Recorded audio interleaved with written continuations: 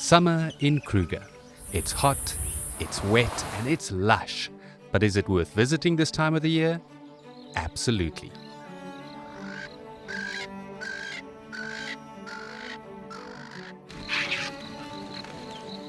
That was one of the most incredible things I've ever witnessed in my life.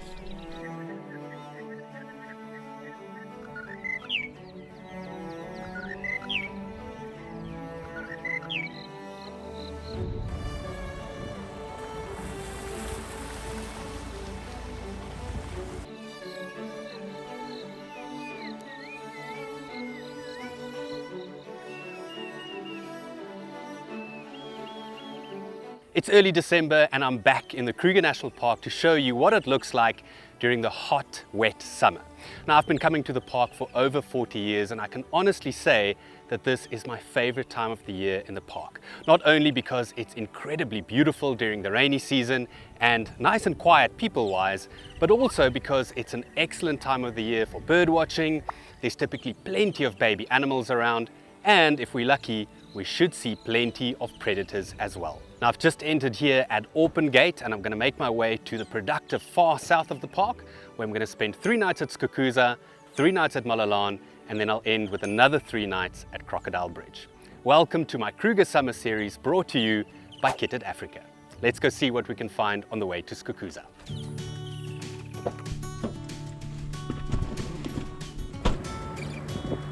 I entered the park around midday and made my way east on the H7.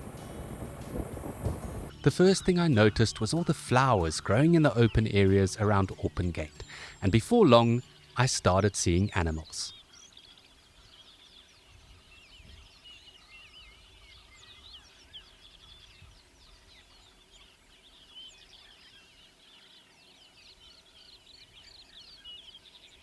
Oh wow, that's the first impala lambs I've seen all season. I've seen so many mothers with big round bellies, but it's so cool to finally see some babies. The one thing that I love about summer in Kruger are all the babies. And the impalas weren't the only animals with little ones.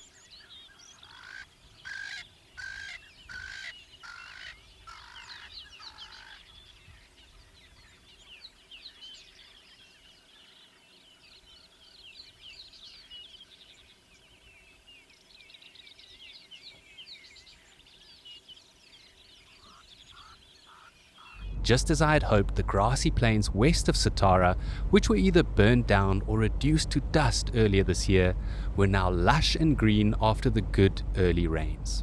In fact, much of the grass was already taller than I expected it to be, much to the delight of all the elephants that I found on the way in.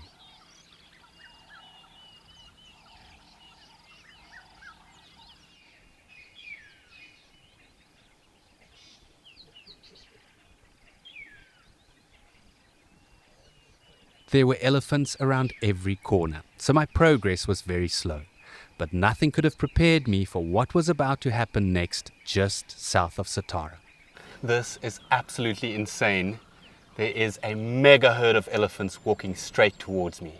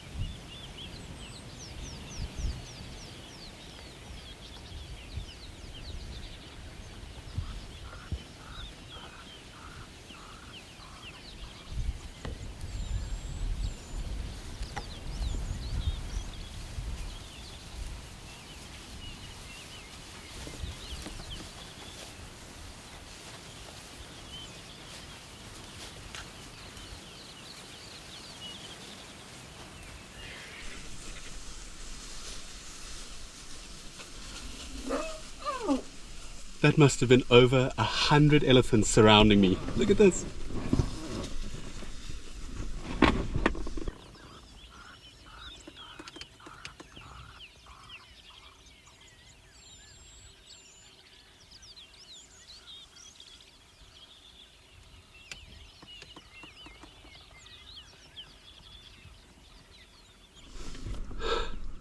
That was one of the most incredible things I've ever witnessed in my life. Wow!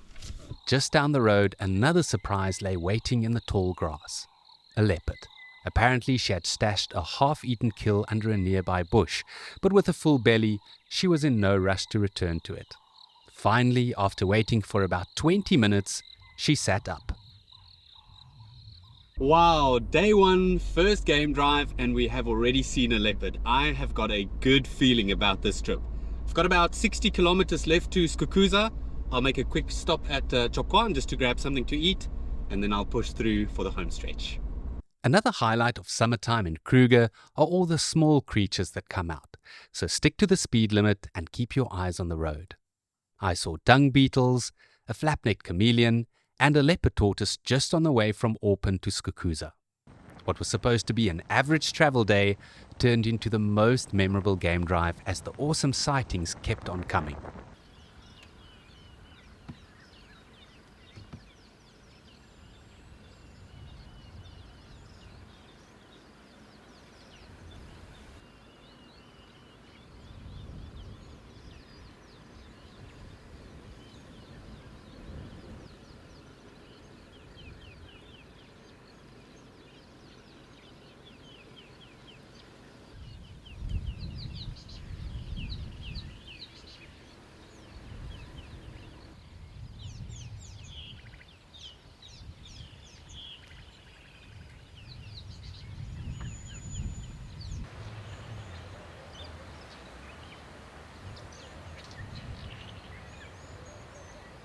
By 5 o'clock, I had finally reached the Sabi River, which unsurprisingly was flowing strongly.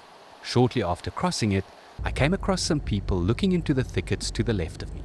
I just had my second sighting of a leopard. Just a short glimpse, but I'm stuck in a little bit of a traffic jam here close to Skukuza.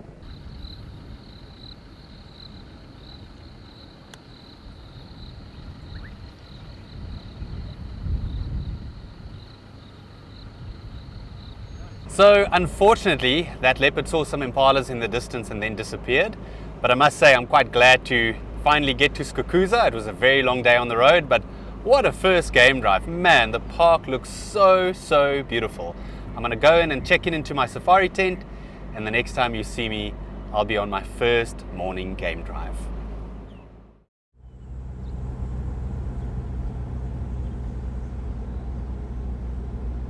So one of my followers named Ben sent me a DM last night saying that 2 days ago he spotted a mother leopard with 2 cubs on the S21. Now that's the gravel road that splits off towards Lower Sabi near the Renosterkoppies south of Skukuza, and that's where I'm heading right now. I'm going to give myself a chance by sitting there for an hour or 2, and if they don't pop out, I'll carry on further south.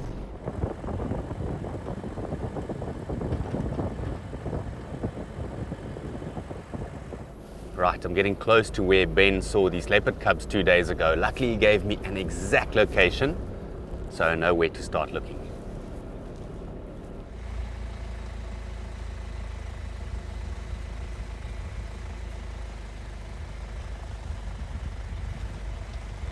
Okay, so there's nothing where he saw them, but I'm just going to drive around the whole kopje because it's quite large, and obviously the mother could have moved them to the other side.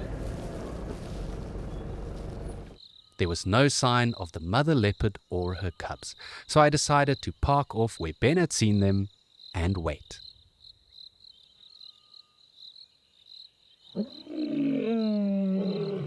There's a lion roaring just behind me, so I'm going to quickly see whether I can find it.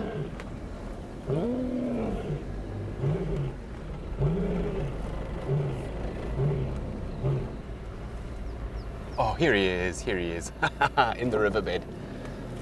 Wow, well hidden.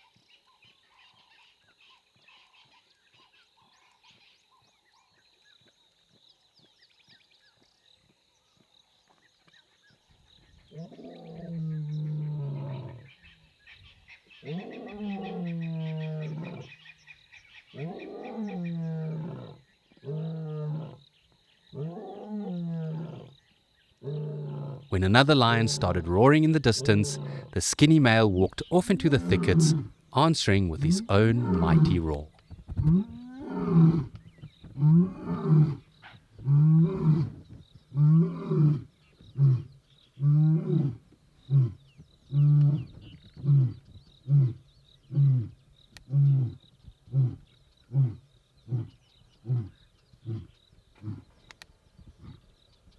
What a nice surprise. I was just sitting here watching the rocks for movements when this lion roared right behind me in the riverbed.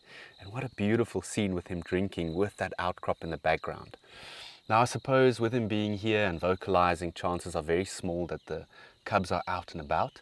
But I'm going to be patient. It's only 5:45 now, so I'll happily sit here for another hour or two. Maybe they're just hiding at the moment, and if I'm really lucky, Mom shows up and calls them out.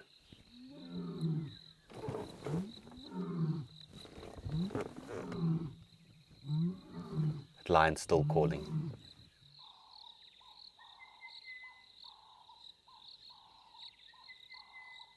If the leopards were still around, they were too shy to show themselves. I've been sitting here for 2.5 hours and there's no sign of the cubs, but at least I can say I gave myself a good chance.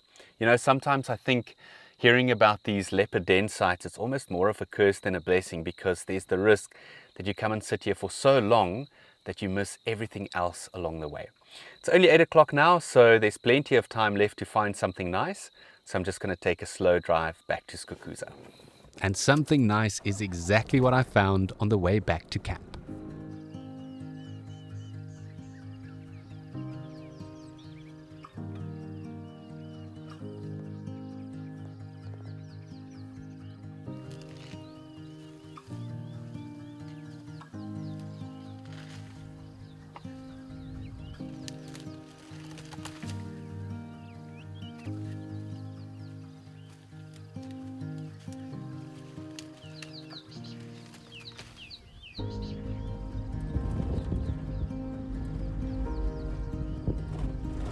I killed some time in Skukuza's restaurant over lunchtime, using the opportunity to catch up on some video editing. But just after 3 o'clock, I hit the road again.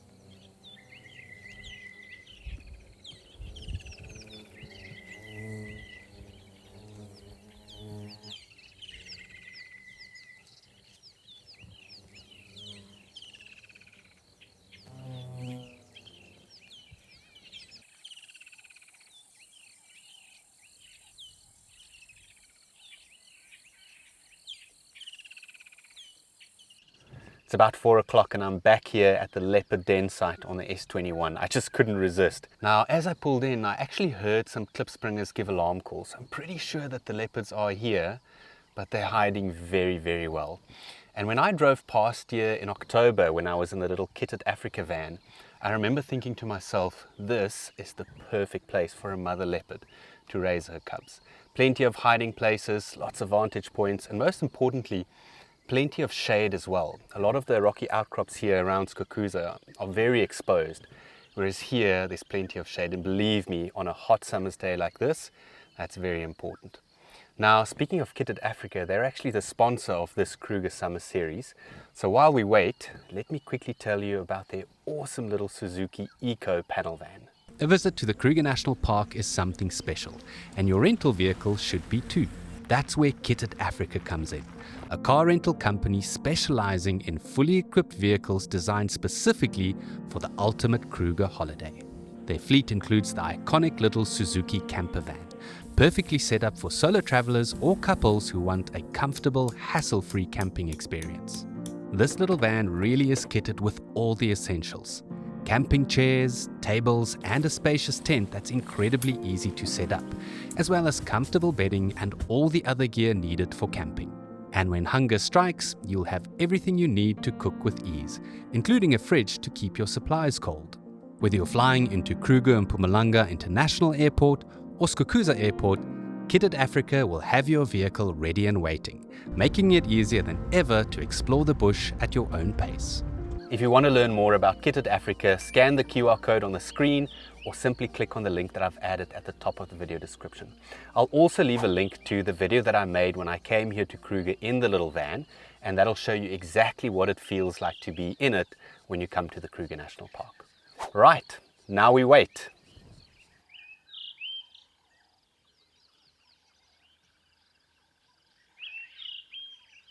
I sat watching the rocks for another hour or so, but when the two resident klipspringers finally settled right above me, I figured it was time to move on.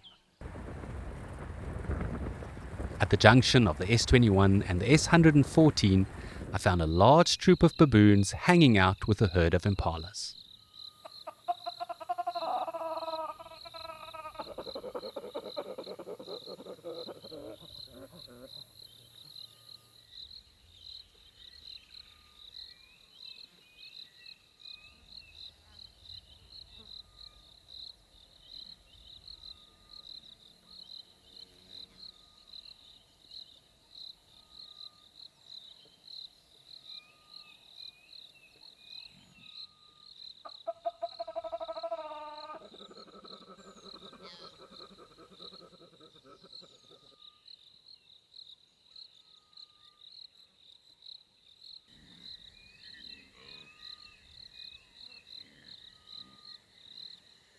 It's remarkable just how many rocky outcrops there are in this area, and I can only imagine how many different leopard mothers have had their cubs here over the years.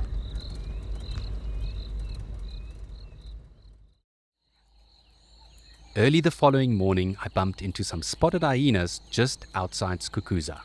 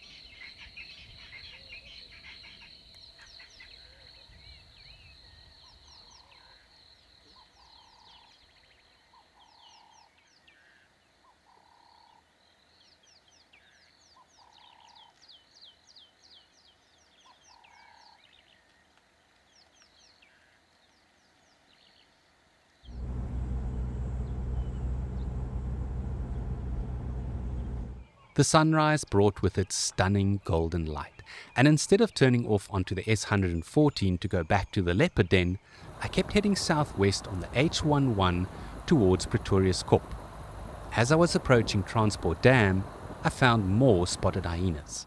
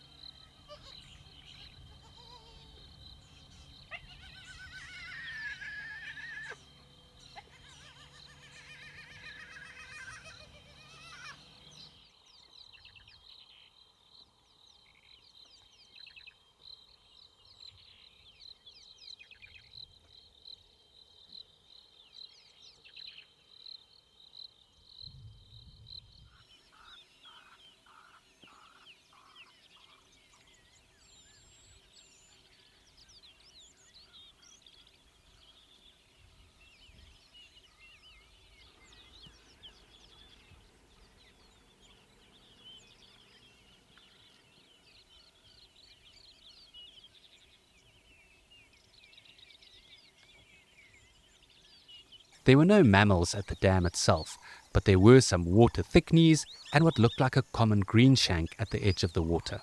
In fact, as is usually the case in summer, birding had been fantastic all morning.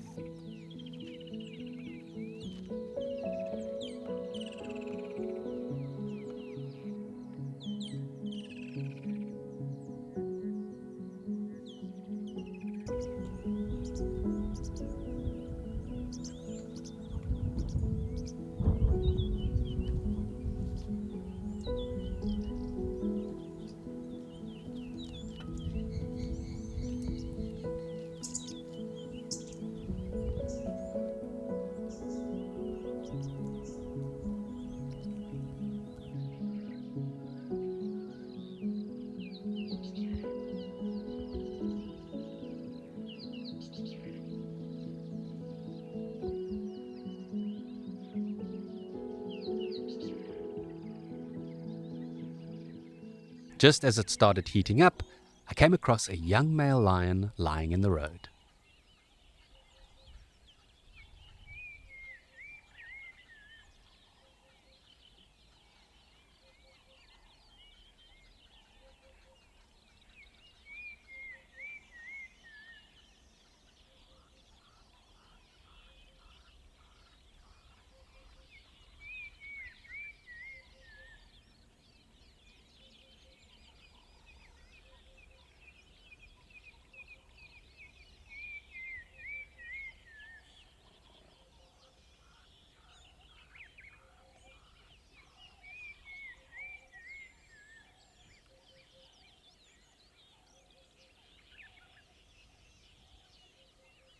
When he finally got up and joined his brother in the shade, I headed back to Skukuza for a nap of my own.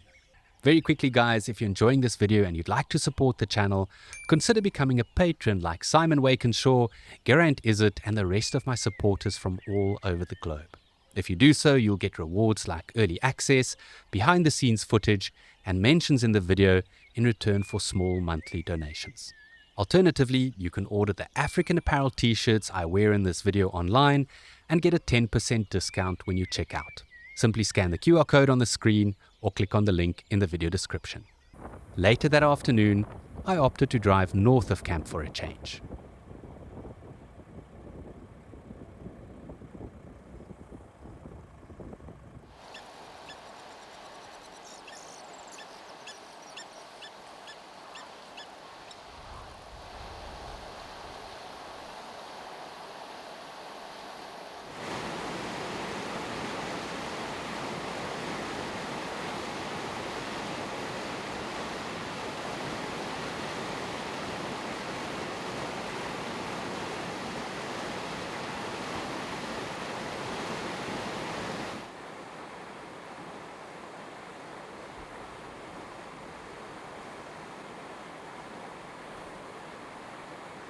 It's 4:30 in the afternoon and my final game drive here around Skukuza, and I'm playing Avoid the Crowds.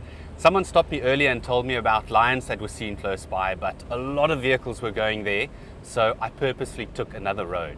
You know, even though my main aim is to experience Kruger in all its summer glory, I was also really looking forward to being in the park when it's a little bit quieter, and that's why I booked this week just before the school holidays.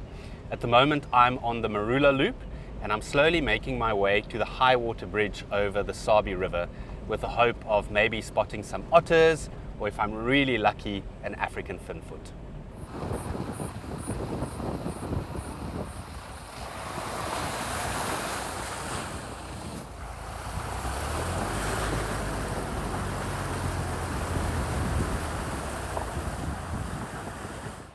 I staked out the Sabi River from the high water bridge for a while, but there was no sign of otters or finfoots. The resident troop of baboons, however, had finished foraging on the northern bank and were now slowly making their way to the southern side, where there are plenty of large trees to roost in.